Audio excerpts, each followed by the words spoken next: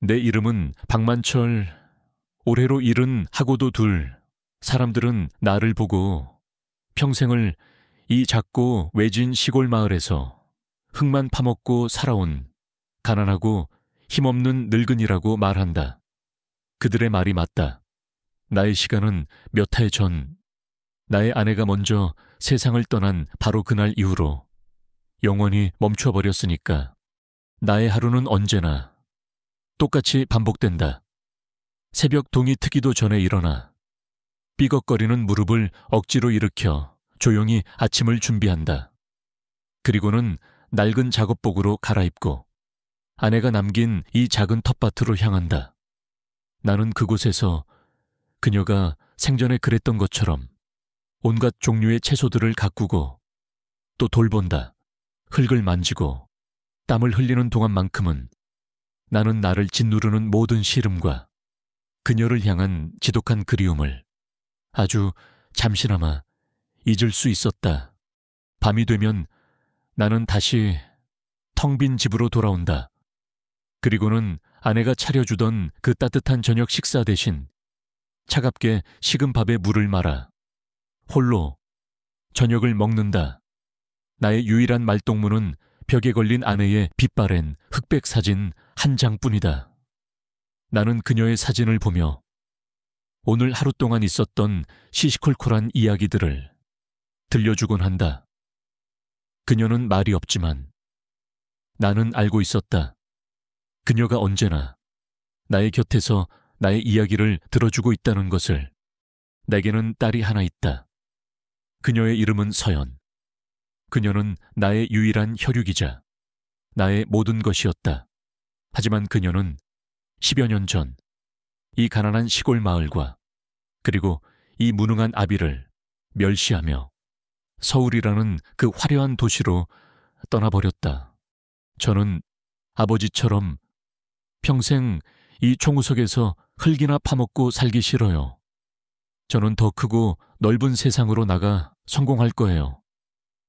그러니 다시는 저를 찾지 마세요. 그것이 그녀가 나에게 남긴 마지막 말이었다.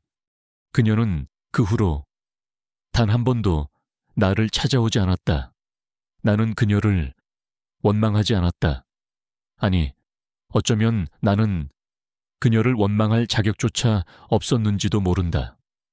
나는 그녀에게 아무것도 해준 것이 없는 무능하고 가난한 아비일 뿐이었으니까. 하지만 나의 아내는 달랐다. 그녀는 죽는 순간까지도 그 모진 딸을 가슴에 품고 또 그리워했다.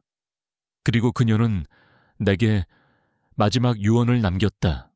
나의 아내는 그녀가 평생을 나 몰래 쌈짓돈을 모아 마련한 아주 작은 땅 문서 하나와 낡은 통장 하나를 내게 건네주었다.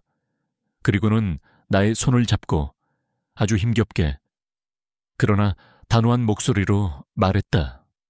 여보, 우리 서연이 너무 미워하지 마세요.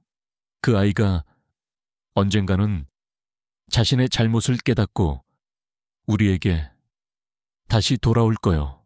만약 그때가 되면 부디 이 어미의 마지막 소원을 꼭 들어달라고 전해주시오.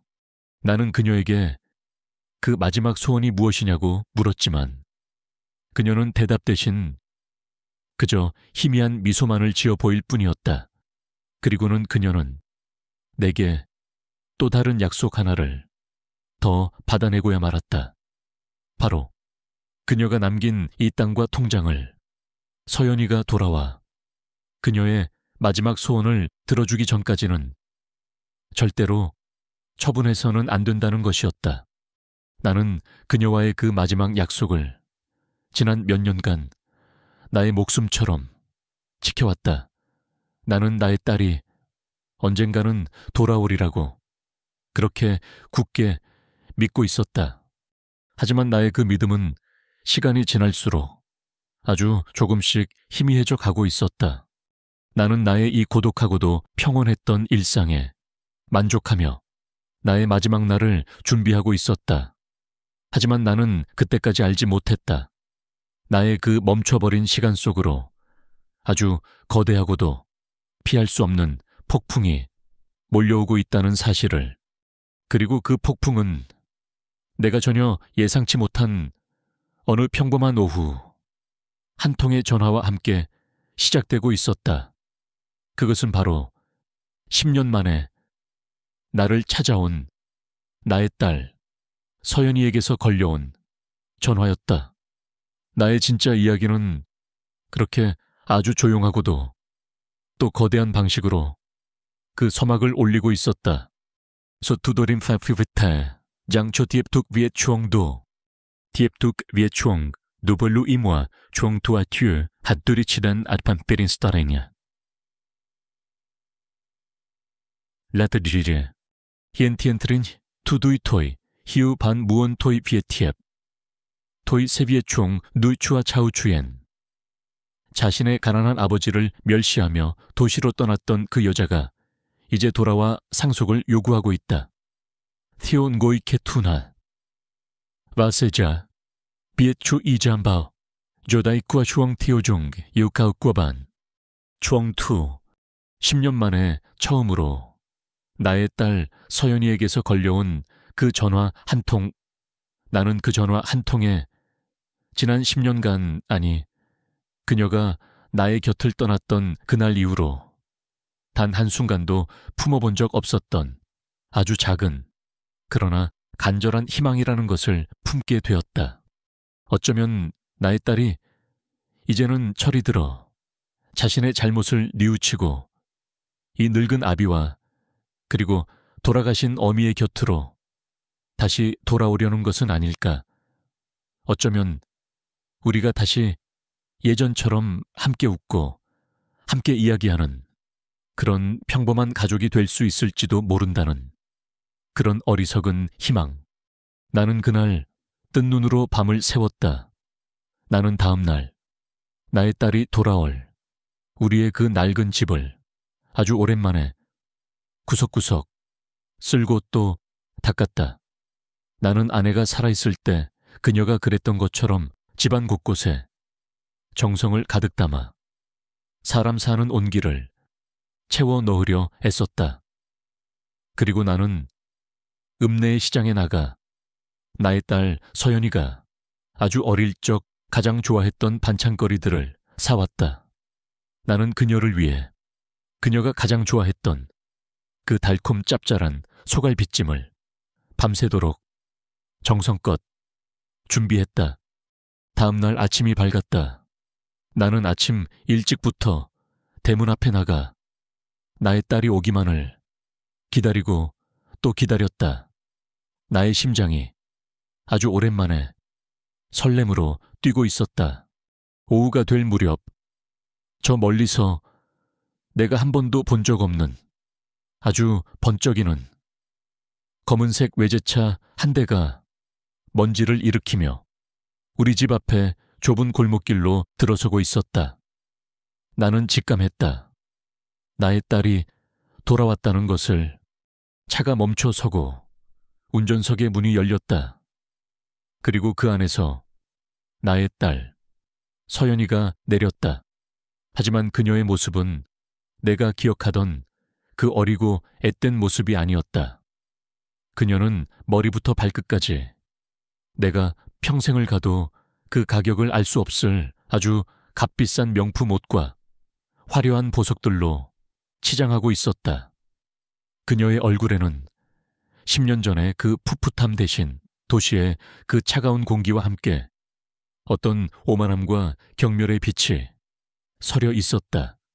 그녀는 나를, 그리고 자신이 태어나고 자란 이 낡고 초라한 흙집을 마치 더러운 벌레라도 보는 것처럼 찡그린 얼굴로 훑어보았다.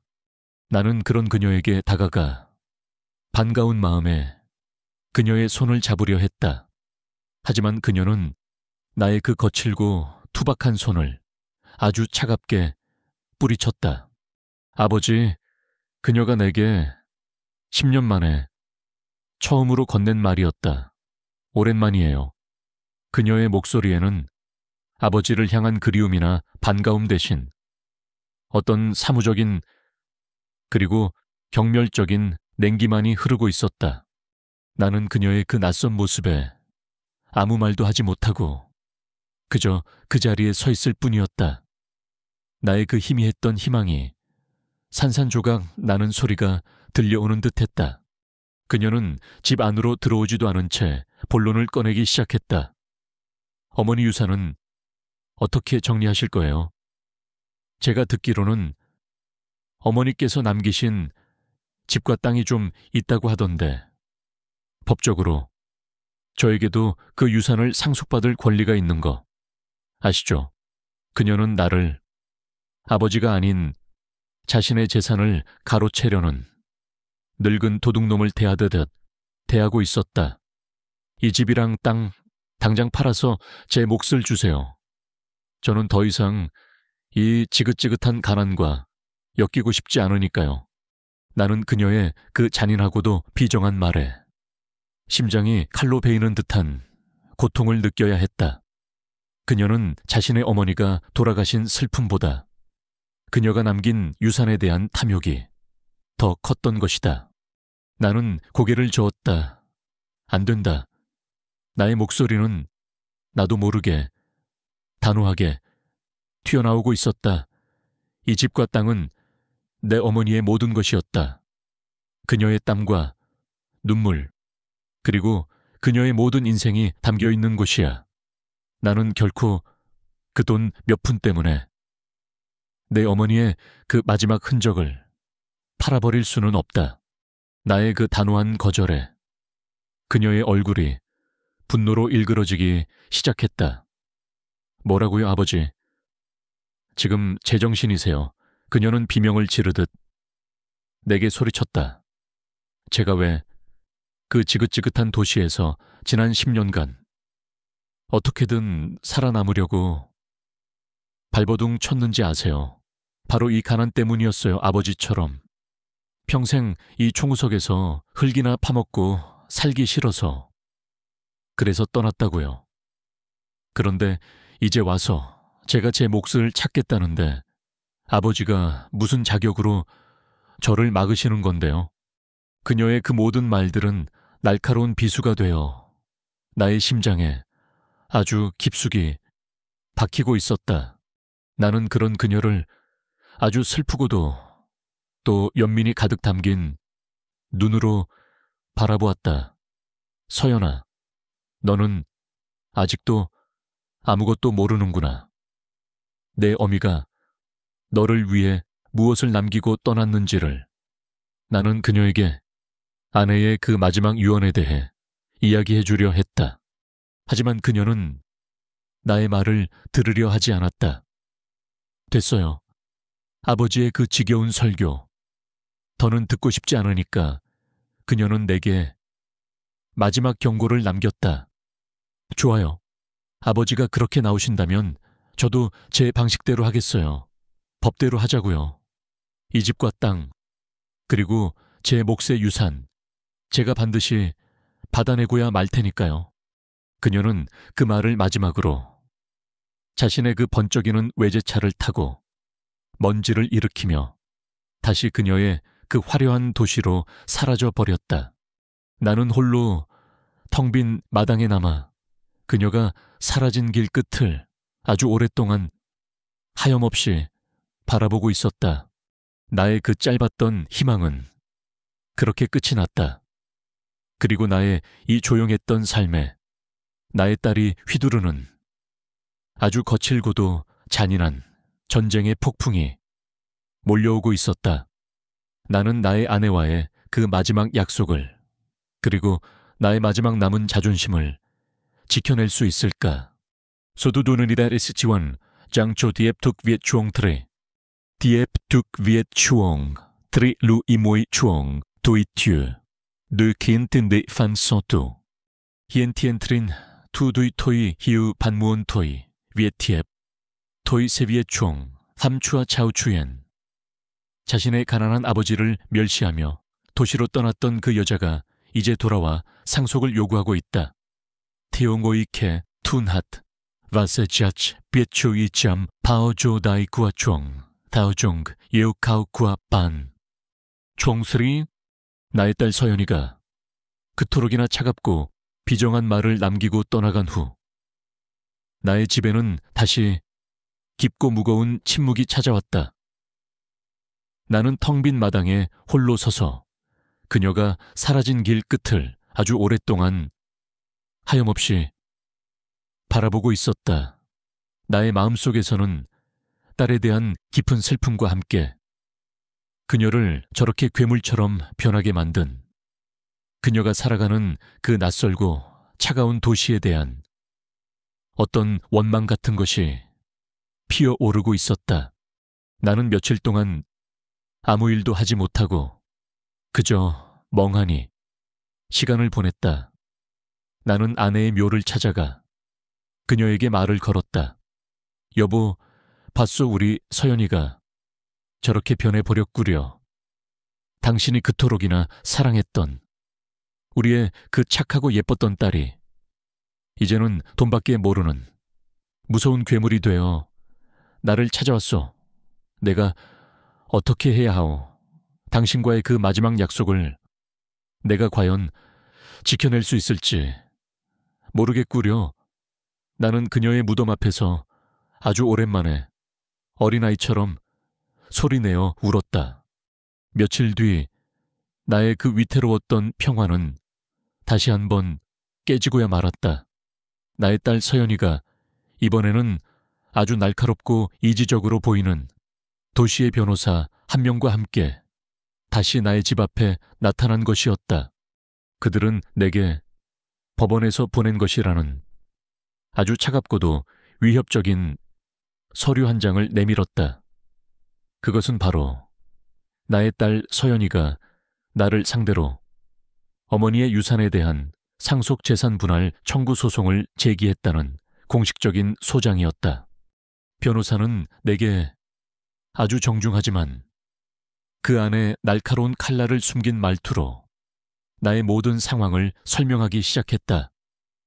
어르신, 유감스럽지만 법적으로 따님인 서연 씨에게는 돌아가신 어머님의 유산에 대한 절반의 권리가 있습니다.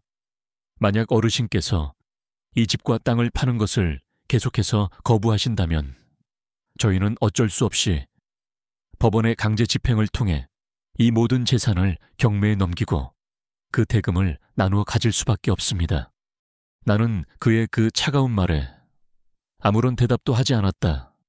나의 딸 서연이는 이제 나를 아버지가 아닌 법으로 심판해야 할 적으로 간주하고 있었던 것이다. 아버지, 변호사님 말씀 들으셨죠? 이게 다 아버지께서 자초하신 일이에요. 제가 좋은 말로 할 때 순순히 제 몫을 주셨으면 이렇게까지는 안 했어요. 저는 더 이상 아버지의 그 지긋지긋한 가난과 엮이고 싶지 않단 말이에요.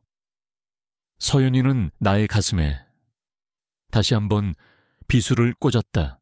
나는 그런 그녀의 모습을, 그리고 그녀의 곁에 서서 나를 한심하다는 듯 쳐다보고 있는 그 젊은 변호사를 아주 평온한 눈으로 마주 보았다. 나의 마음속에서는 더 이상 어떤 슬픔이나 분노도 일어나지 않았다. 대신 그 자리에는 나의 아내와의 그 마지막 약속을 지켜내야만 한다는 아주 단단하고도 차가운 결의만이 자리 잡고 있을 뿐이었다.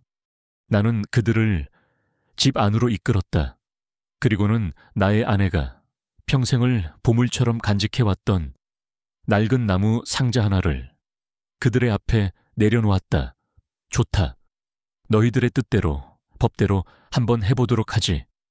내가 나지막이 말했다. 하지만 그 전에 너희들이 먼저 알아야만 할 것이 하나 있다.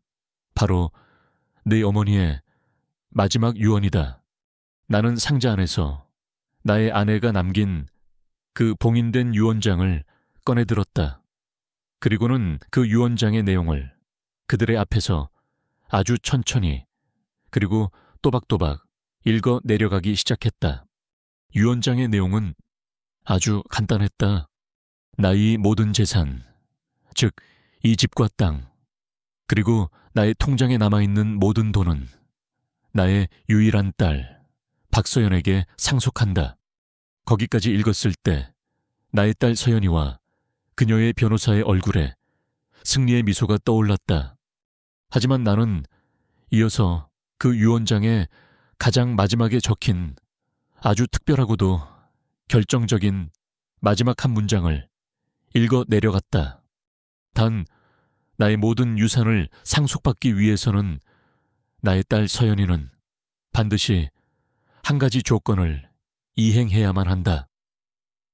조건이라뇨. 그게 무슨... 서연이가 당황하며 물었다. 나는 그녀의 눈을 똑바로 마주 보았다. 그리고는 나의 아내가 남긴 그 마지막 소원을 나의 모든 진심과 함께 그녀에게 전했다. 내 어미의 유언장에는 이렇게 쓰여 있다. 이 집과 땅을 상속받기 위해서는 너는 반드시 이 늙은 아비와 함께 이곳에서 1년 동안 농사를 지어야만 한다. 라고. 네, 내 어미가 평생을 바쳐 가꾸었던 바로 이 땅에서 네가 직접 땀을 흘려 흙의 소중함과 생명의 가치를 다시 한번 깨닫게 되는 것. 그것이 바로 내 어미가 너에게 남긴 마지막 소원이자 그녀의 모든 유산을 받을 수 있는 유일한 조건이란다. 나의 그 충격적인 말에 서연이와 그녀의 변호사는 아무 말도 하지 못하고 그 자리에 얼어붙고 말았다. 그들의 그 오만했던 얼굴이 경악과 함께 믿을 수 없다는 듯한 표정으로 굳어갔다. 그들은 자신들의 그 완벽했던 계획이 돌아가신 나의 아내의 그 지혜로운 마지막 한 수 앞에서 이렇게 허무하게 무너져 내리게 되리라고는 꿈에도 상상하지 못했던 것이다. 나는 그런 그들을 뒤로 한 채 자리에서 일어섰다. 선택은 이제 너의 몫이다. 서연아, 너의 그 화려한 도시의 삶을 선택할 것인지 아니면 네 어미의 그 마지막 소원을 들어주고 이 모든 것을 가질 것인지. 나의 첫 번째 방역은 그렇게 끝이 났다. 그리고 나는 나의 아내의 그 위대한 지혜 덕분에 나의 이 외로운 전쟁에서 첫 번째 승리를 거둔 것이었다. So tu dorim biruait dafa. Langcho tiep tuk viet chuong for. Tiep tuk viet chuong katalu imwa chuong tua tiu. Du tidilen da chifanenso tu. Hien tien trin tu tui toi hiu pan muon toi viet tiep. toi se viet chuong hat chua chao chuyen. 자신의 가난한 아버지를 멸시하며 도시로 떠났던 그 여자가 이제 돌아와 상속을 요구하고 있다. 티오고이 케투낫 와세 짝비에추 이잠바오 조다이쿠아 슝 티오중 예우 가우쿠아반 총 합다. 나의 그 예상치 못한 방역에 나의 딸 서연이와 그녀의 그 오만한 변호사는 잠시 동안 아무 말도 하지 못하고 그 자리에 얼어붙어 있었다. 그들은 아마도 늙고 힘없는 시골 늙은이인 내가 감히 자신들에게 맞서리라고는 꿈에도 상상하지 못했던 모양이었다. 가장 먼저 이성을 되찾은 것은 변호사였다. 그는 잠시 당황하는 듯했지만 이내 다시 그 차갑고 계산적인 얼굴로 돌아와 나에게 말했다. 어르신, 어머님의 유언 내용은 잘 알겠습니다. 하지만 그 유언은 법적으로 효력을 발휘하기 어려울 수도 있습니다. 그게 무슨 소린가? 민법에 따르면 유언의 내용이 사회적인 상식이나 상속인의 기본적인 권리를 침해할 경우 그 효력이 무효가 될 수도 있습니다. 따님인 서연 씨에게 1년 동안 이곳에서 농사를 지으라고 강요하는 것은 명백히 그녀의 직업 선택의 자유와 개인의 행복 추구권을 침해하는 비상식적인 요구입니다. 저희는 법원에 이 유언의 부당함에 대해 이의를 제기할 생각입니다. 그는 법이라는 또 다른 칼날을 내게 겨누고 있었다. 서연이 역시 그의 그 말에 다시 용기를 얻은 듯 나를 쏘아보며 말했다. 맞아요. 이건 말도 안 돼요. 이것도 다 아버지께서 제 몫의 재산을 가로채기 위해 꾸며낸 거짓말일 뿐이에요. 저는 절대로 아버지의 그 뜻대로 이 총구석에서 1분 1초도 썩고 싶지 않아요. 나는 그들의 그 뻔뻔하고도 비정한 모습에 더 이상 어떤 대꾸도 하지 않았다. 나는 그저 그들을 나의 집에서 내쫓았다. 좋다. 너희들 뜻대로, 법대로 한번 해보도록 하지. 과연 법이 너희들의 그 더러운 탐욕의 편을 들어줄지, 아니면 죽은 내 어미의 그 마지막 눈물의 편을 들어줄지, 우리 한번 끝까지 가보자꾸나. 그날 이후 나와 나의 딸 사이에는 아주 길고도 또 지독한 법적인 싸움이 시작되었다. 서연이는 자신의 그 젊은 변호사를 통해 나를 법적으로 그리고 사회적으로 완전히 매장시키려 애썼다. 그녀는 법원에 내가 정신적으로 온전하지 못한 무능력한 노인이며 따라서 내게는 유산을 관리할 어떤 능력도 없다는 터무니없는 주장을 하기 시작했다. 그들은 법원의 명령이라며 사회복지사와 함께 나의 집을 예고 없이 닥치는 대로 들이닥쳤다. 그들은 나의 그 낡고 초라한 집의 구석구석을 사진으로 찍고 나의 모든 살림살이들을 마치 범죄의 증거물이라도 되는 것처럼 뒤지고 또 뒤졌다. 나는 나의 평생의 보금자리에서 난생 처음으로 그런 끔찍한 모욕과 수치를 당해야만 했다. 그들은 또한 마을 사람들을 찾아다니며 내 대한 악의적인 소문들을 퍼뜨리기 시작했다.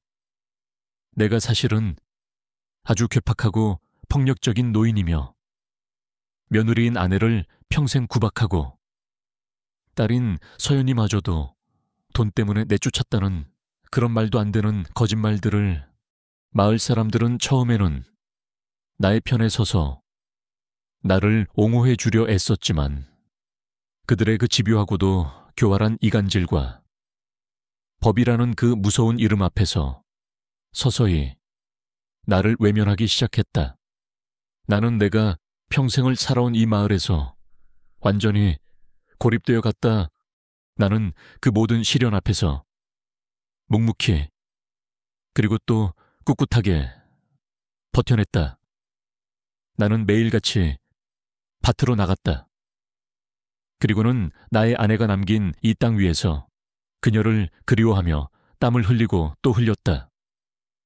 나는 나의 땀방울 하나하나가 그리고 내가 키워낸 이 작물 하나하나가 나의 결백을 그리고 나의 진심을 증명해 줄 것이라고 그렇게 믿었다. 그러던 어느 날 서연이가 홀로 나를 찾아왔다. 그녀의 얼굴에는 이전의 그 오만한 모습 대신 어떤 깊은 고뇌와 함께 피로감이 서려 있었다.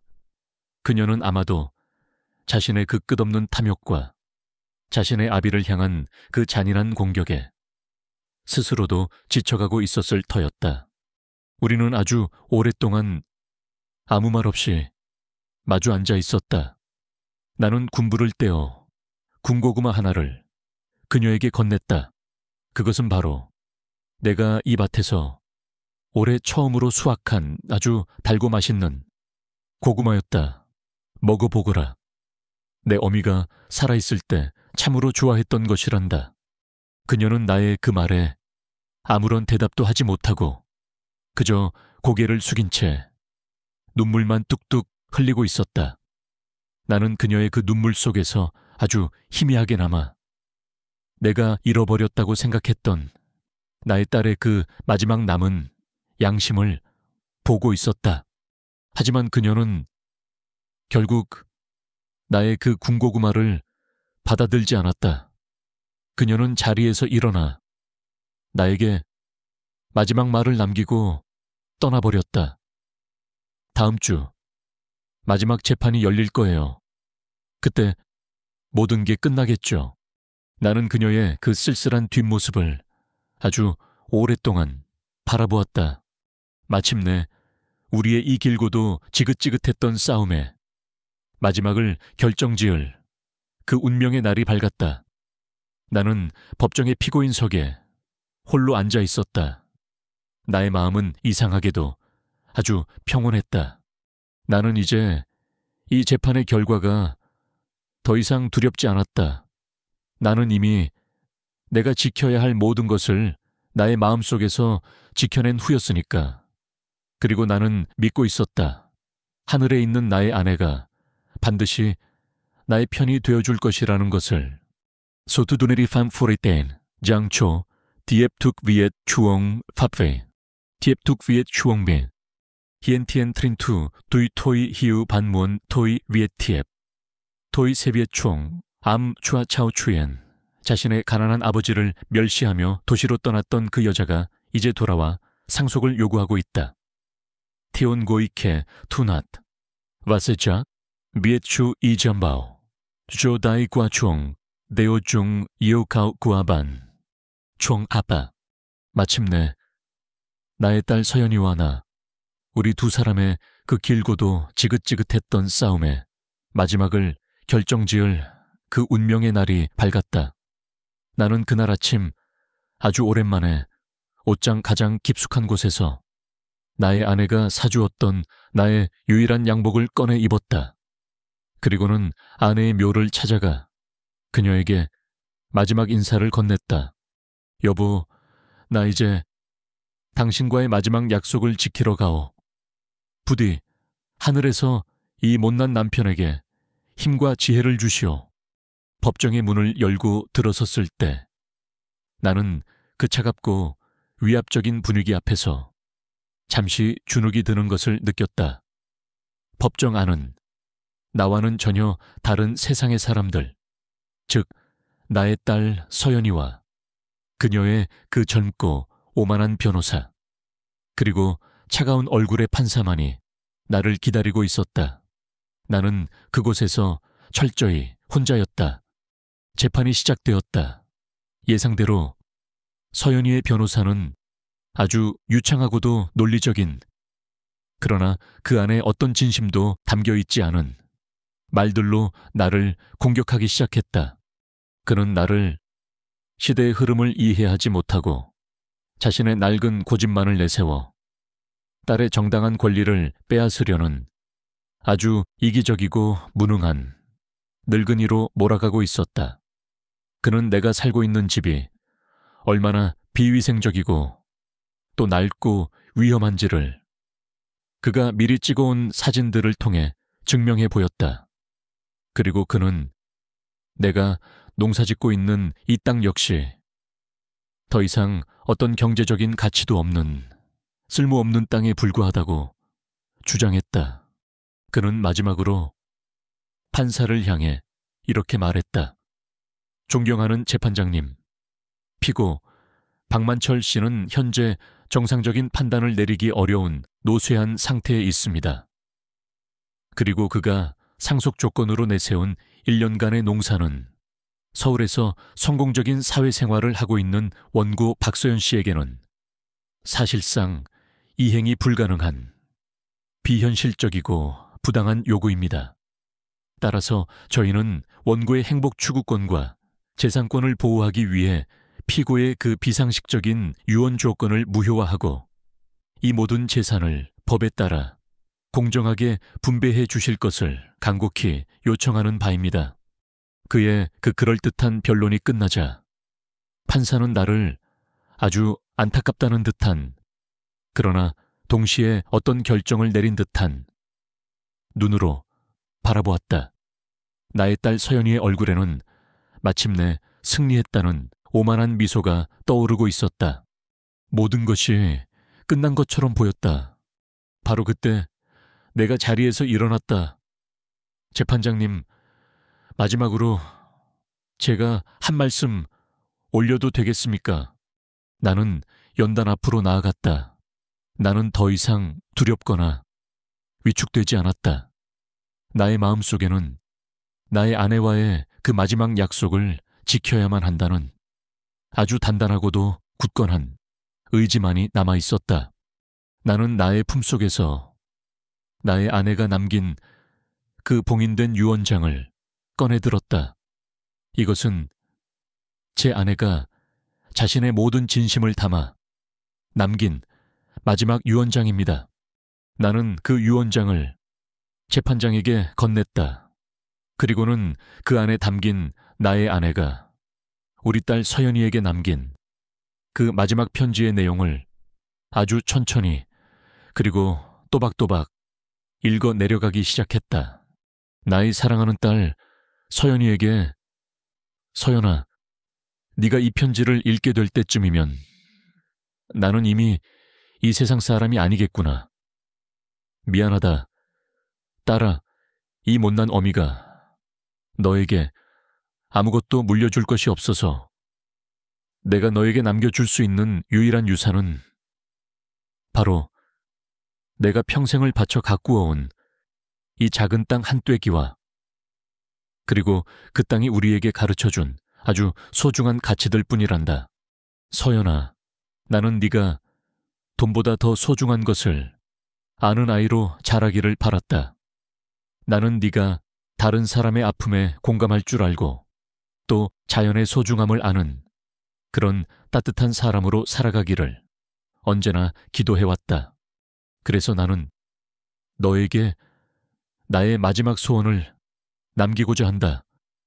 네가 만약 나의 모든 유산을 상속받기를 원한다면 너는 반드시 너의 아버지와 함께 이곳에서 1년 동안 농사를 지어야만 한다.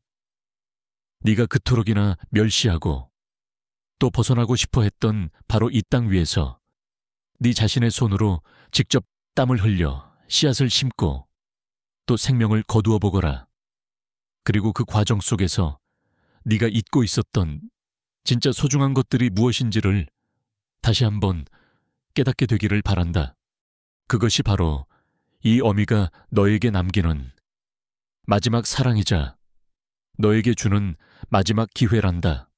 나의 그 낭독이 끝났을 때 법정안은 완전한 정적에 휩싸였다.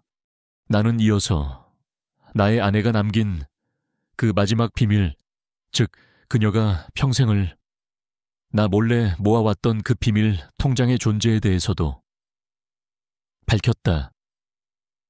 그 통장 안에는 이 집과 땅의 가치를 모두 합친 것보다도 훨씬 더 큰 수억 원의 돈이 들어있었다. 그리고 그 돈 역시 서연이가 1년간의 그 조건을 모두 이행한 후에야 비로소 찾을 수 있다는 사실까지도 모든 것이 뒤집히는 순간이었다. 나의 딸 서연이는 자신의 눈앞에 펼쳐진 이 믿을 수 없는 진실 앞에서 아무 말도 하지 못하고 그 자리에 주저앉아 오열하기 시작했다. 그녀는 그제야 자신의 어머니가 남긴 그 마지막 유언의 진짜 의미를 그리고 자신을 향한 그 깊고도 위대한 사랑을 깨닫게 된 것이었다. 그녀의 그 오만했던 탐욕이 어머니의 그 지혜로운 사랑 앞에서 완전히 그리고 아주 비참하게 무너져 내리는 순간이었다. 나는 그런 그녀의 모습을 아주 오랫동안 말없이 바라보았다. 나의 길고도 외로웠던 싸움은 그렇게 나의 완벽한 승리로 막을 내리고 있었다. 그리고 우리에게는 이제 새로운 선택의 시간이 주어지고 있었다.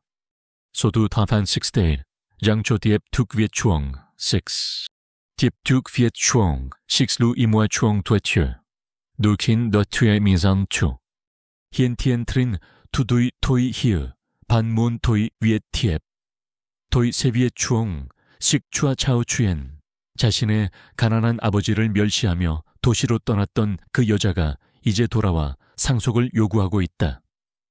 테오 ngoike tunhat vase작 비에추 이잠 바오조 나이과 중 티오중 예우 카우쿠어반 추옹스랴 나의 아내의 그 지혜롭고도 위대한 마지막 유언이 법정 안의 모든 사람들에게 공개된 후 나의 딸 서연이는 한참 동안 아무 말도 하지 못하고 그 자리에 주저앉아 오열하고 있었다. 그녀의 그 오만했던 자존심과 돈을 향한 그 끝없던 탐욕이 돌아가신 어머니의 그 깊고 위대한 사랑 앞에서 완전히, 그리고 아주 비참하게 무너져 내리는 순간이었다. 재판은 그렇게 나의 완전한 승리로 끝이 났다.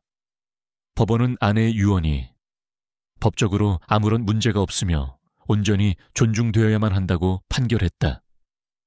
이제 모든 선택권은 나의 딸 서연이에게로 넘어가게 된 것이었다.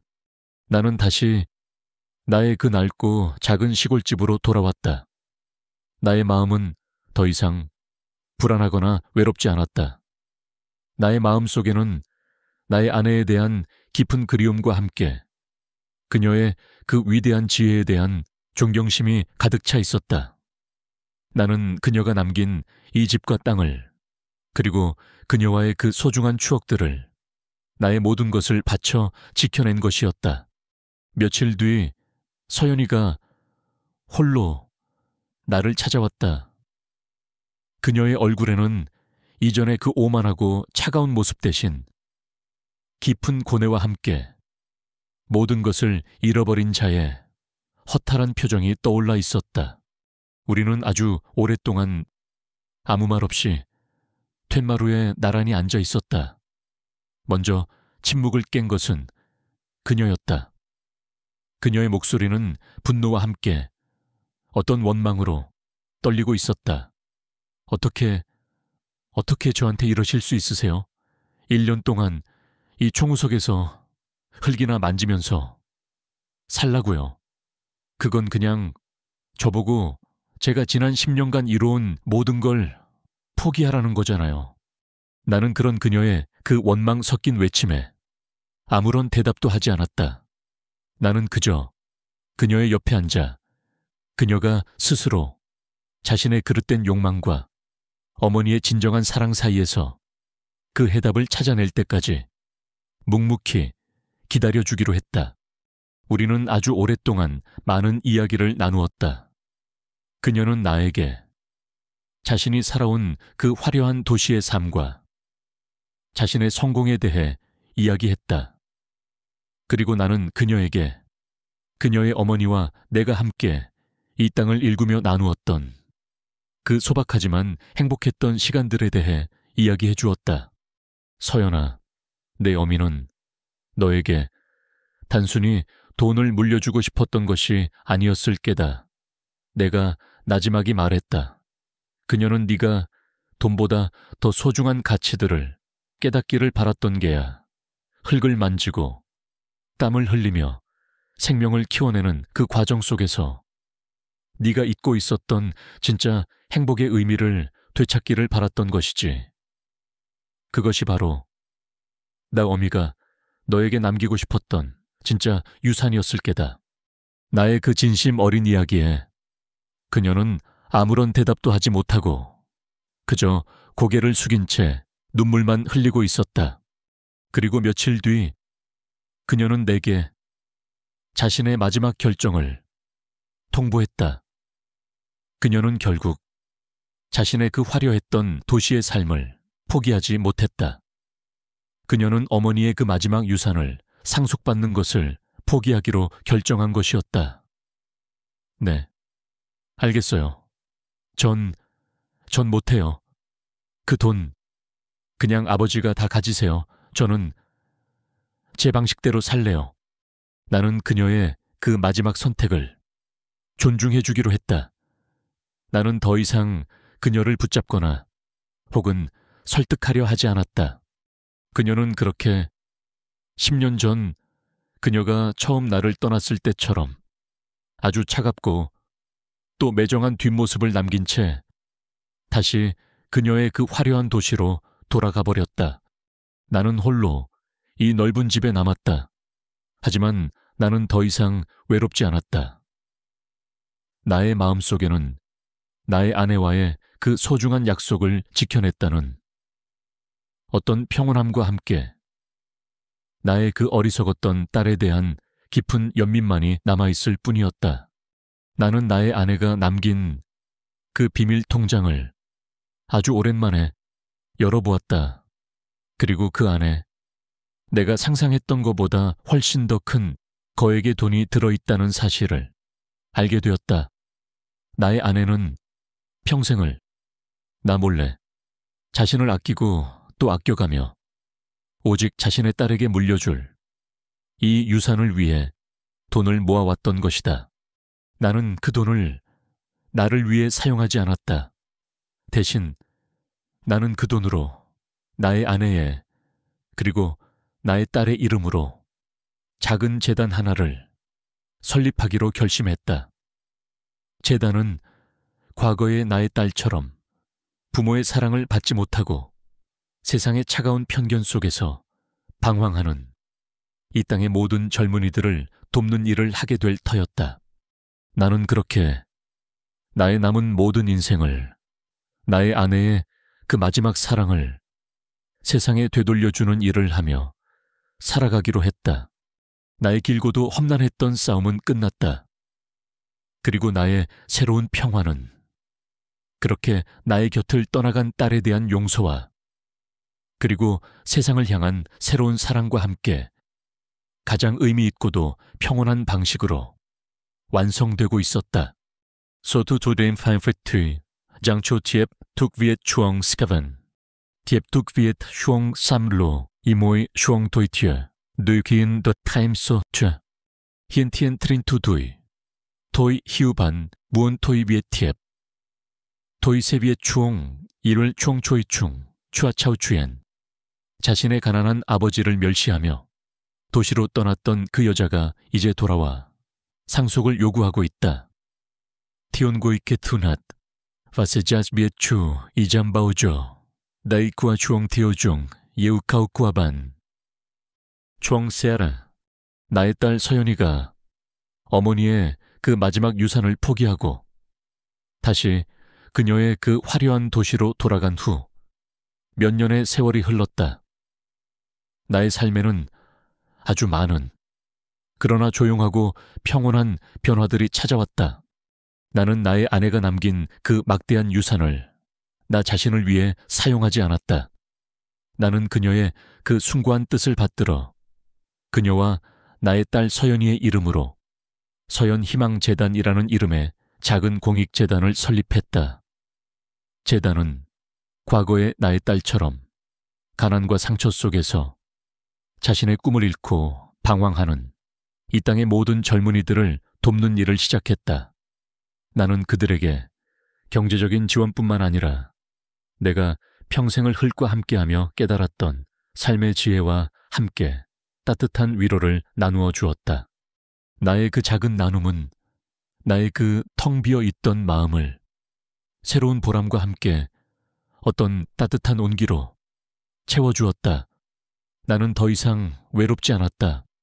하지만 나의 마음 한구석에는 여전히 나의 딸 서연이에 대한 그리움과 함께 어떤 걱정이 자리 잡고 있었다. 그녀는 과연 잘 살고 있을까? 그녀는 과연 자신이 원했던 그 행복을 찾았을까? 그러던 어느 가을날 오후였다. 내가 텃밭에서 그 해의 마지막 고추들을 수확하고 있을 때였다. 나의 집 앞에 한 낯선 여자가 아주 위태로운 발걸음으로 다가오고 있었다. 그녀의 옷차림은 아주 남루했고 그녀의 얼굴은 지독한 고생의 흔적과 함께 깊은 절망으로 창백하게 질려 있었다. 나는 그녀가 재단의 도움을 받기 위해 나를 찾아온 또 다른 상처 입은 영혼일 것이라고 그렇게 짐작했다. 나는 그녀에게 다가가 도움의 손길을 내밀려던 바로 그 순간이었다. 그녀가 고개를 들었다. 그리고 나는 나의 눈을 의심했다. 그녀는 바로 몇 년 전 나를 떠나갔던 나의 딸 서연이었던 것이다. 나는 아무 말도 하지 못하고 그 자리에 얼어붙어 그녀의 그 처참한 모습을 그저 바라보고만 있었다. 서연이는 나의 앞에 무릎을 꿇었다. 그리고는 눈물을 흘리며 내게 용서를 빌기 시작했다. 아버지, 제가 잘못했어요. 제가 너무 어리석었어요. 그녀는 내게 지난 몇 년간 자신이 겪었던 모든 이야기들을 털어놓았다. 그녀는 나를 떠나 서울로 돌아간 후 아주 큰 실패와 함께 배신을 당했다고 했다.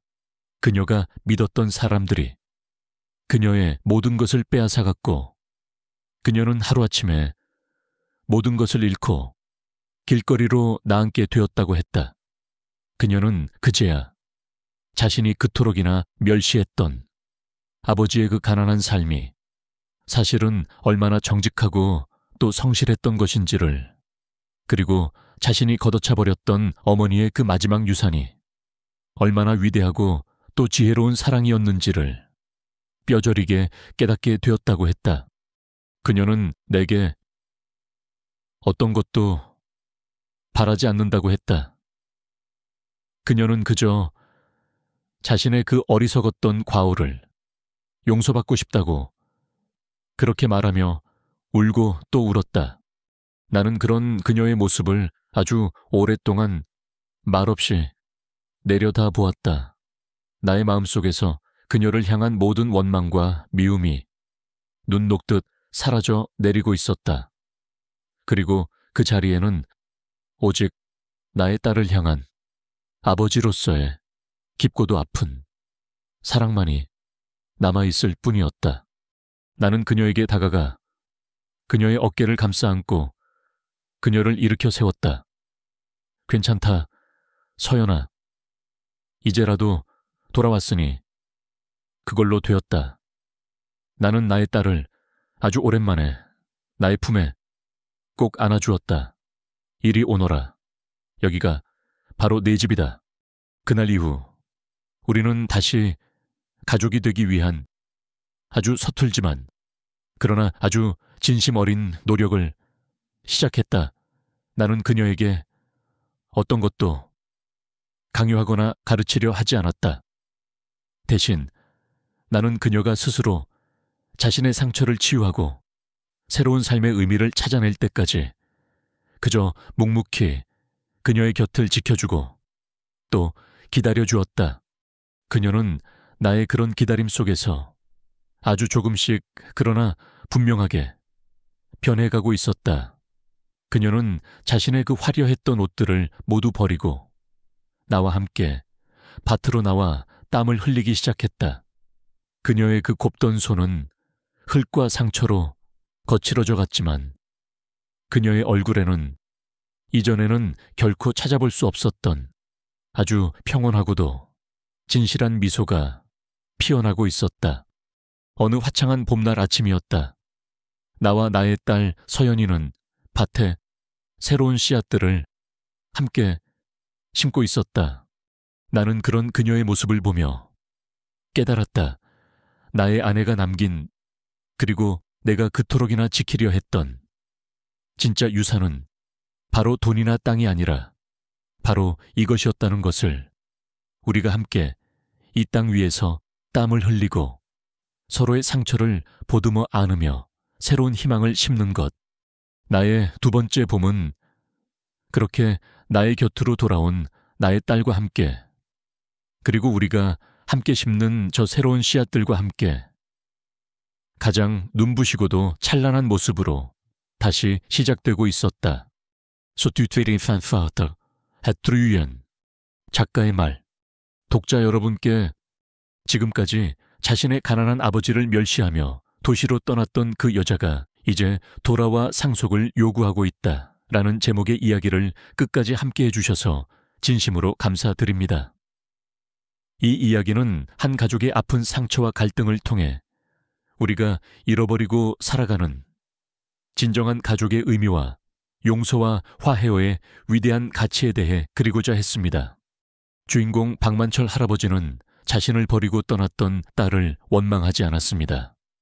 대신 그는 돌아가신 아내와의 그 마지막 약속을 지키며 딸이 스스로 자신의 잘못을 깨닫고 돌아올 때까지 묵묵히 그리고 꿋꿋하게 기다려 주었습니다.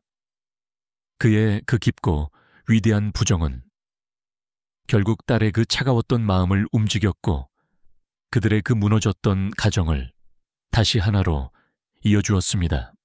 이 이야기가 독자 여러분께 작은 감동과 함께 우리 주변의 가족 관계에 대해 다시 한번 생각해보는 계기가 되었기를 바랍니다. 그리고 어떤 상처와 오해가 있더라도 결국 우리를 구원하는 것은 서로를 향한 변치 않는 사랑과 진심 어린 용서라는 희망의 메시지를 함께 나누고 싶었습니다. 이 길고도 감동적인 여정에 함께 해주신 모든 분들께 다시 한번 깊은 감사의 말씀을 전하며 여러분의 가정에 언제나 따뜻한 이해와 변함없는 사랑이 가득하시기를 진심으로 기원합니다. 감사합니다.